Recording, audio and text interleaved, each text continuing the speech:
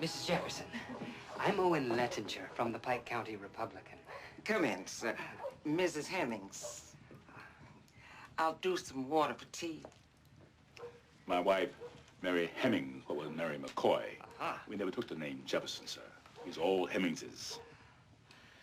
I trust you had no trouble finding our place. We are a bit out of the way. Yes, well, we journalists will always find our destination if there's a good story at the end of it.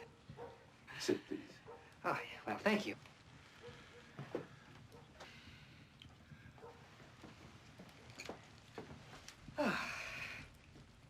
It's like this, sir. When my father died, he was what they calls bankrupt. Your father being President Thomas Jefferson. Yes, sir. That is true and correct. He was the third president of the United States. You write mighty fast, sir. Ah, we call this shorthand. See? Oh, Mary don't read or write nothing. I learned it my own self. Got the white children to learn me in secret. Mr. Lettinger, has anybody ever told you it was against the law to learn a Negro how to read and write during slavery? They did tell about some owners that cut off a finger every time they catch a slave trying to get learning. They was afraid, you see, of the Negro reading and getting to know too much, getting ideas in his head. Mary, take my key and bring them things out.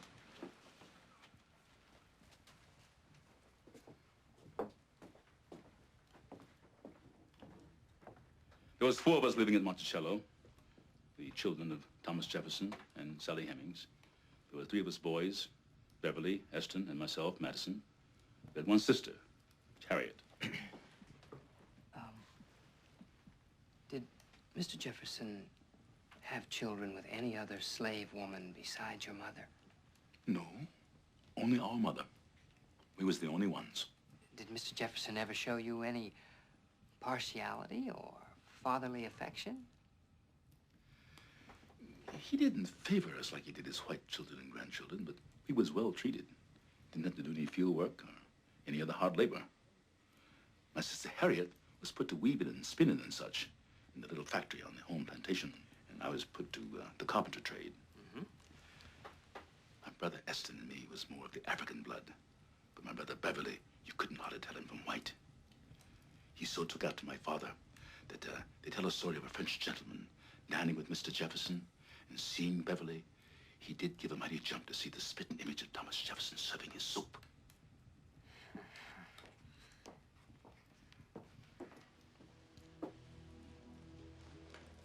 They were given by my father to my mother, and when she dies, she given to me. So these are your sole and only... May I? Sure.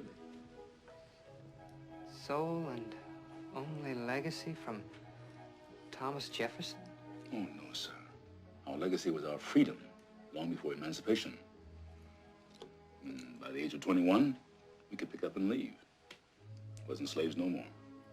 This was written in the will of our father and in solemn promise to our mother. All our children will be free. I will set them free. And so it was done. It was mighty sweet to be free, sir. They used to sing a song. Free at last, free at last.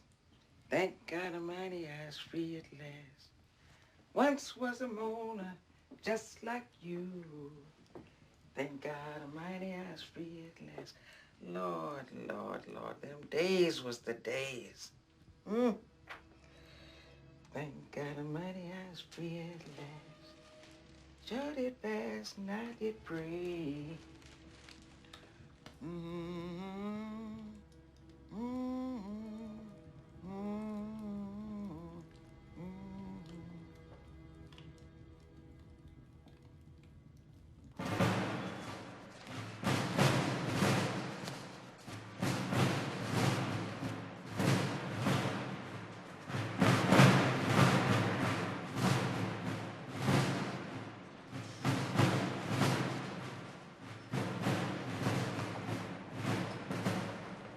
Thomas Jefferson, ministre plénipotentiaire de l'Amérique.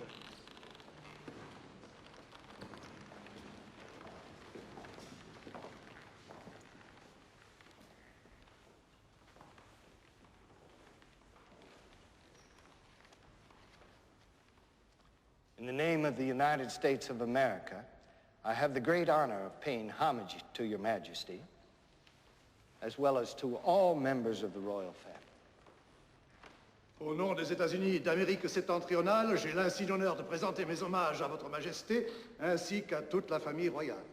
It is in obedience to the express commands of the Congress of the United States of America that I have the honor of assuring Your Majesty.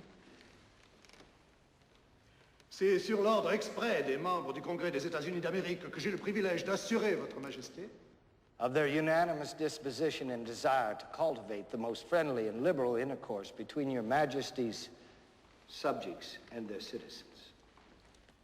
de leur désir empressé de tous ses membres de nouer les liens les plus amicaux et les plus riches entre les sujets de Votre Majesté et les citoyens de leur pays. Another great nation, sire, is rising in America. Have you found a good house? I thank Your Majesty for your kind concern. I have agreed to the Hotel de Langeac by the Cri de Chao. It's very important to have a decent house in Paris.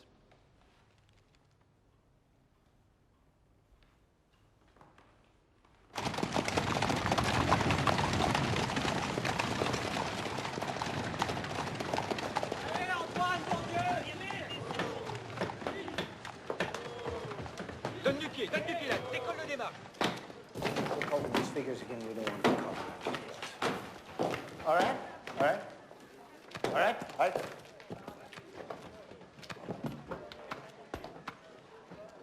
Je veux un œil de bouffe. Il veut un œil de bœuf. Mon Dieu. You better get used to getting hit over the head. Master can't live, but he's pulling something down and building something up and pulling that down again. Step.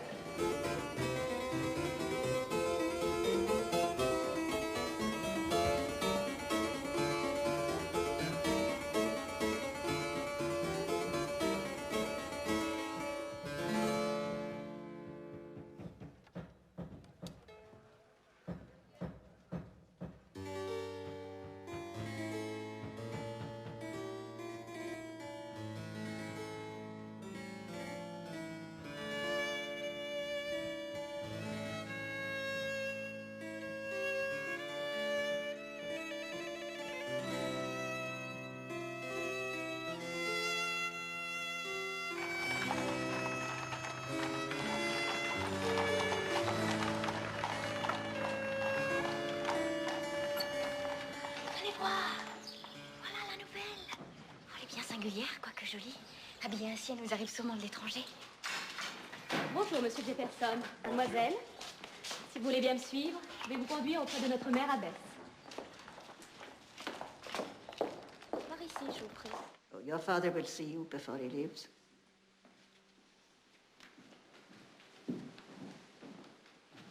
A fine, tall girl. She has inherited your height, monsieur.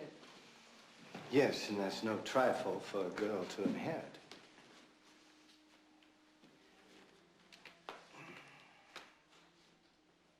I'm relieved that your English is so greatly superior to my French, Madame l'Abbesse, because what I wish to say is not altogether easy to express in any language. Perhaps I may even venture to express it for you, monsieur. We have 55 girls studying in the convent. Of these, 15 are not Catholic, but like your daughter, have various Protestant persuasions. These girls are completely free to pursue their own religious faith, and no attempt is ever made to convert them to ours. I assure you, they emerge quite as good Protestants as when they entered. You will forgive my perhaps somewhat exaggerated anxiety. For an American, freedom of religious conscience is one of our great principles. I believe, monsieur, you have to fulfill the part of both father and mother to your daughter. My wife died 3 years ago. Well, Patsy, This is not any kind of party. James will be coming to fetch you home on Saturday afternoon, and every Saturday after that. If only Polly and Lucy were with me. One day soon, both your sisters will join us here, and our little family will be reunited. I promise you. You know that I live only for that day. And I live only for Saturday. There's something in my eye.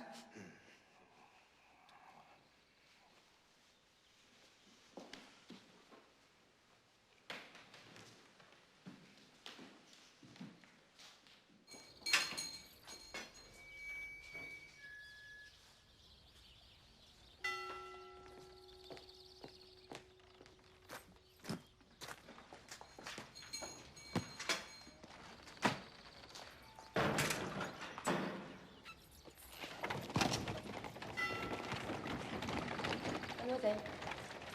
C'est un pressentiment. Le parfum de la noix de muscade est bien exprimé, la sauce assaisonnée à point. Peut-être mériterait-elle d'être un peu plus courte pour les palais difficiles, mais tels quels les verts. Voilà un plat digne de figurer sur les meilleures tables. Viens boire un verre avec nous ce soir, on va tous à la taverne. Pas de monnaie. Non monnaie. C'est pas normal, ça. Quand on travaille, on touche un salaire. Il faut que tu demandes des gages à ton patron. Que tu sois payé comme nous. Bois. Remets-moi du bois.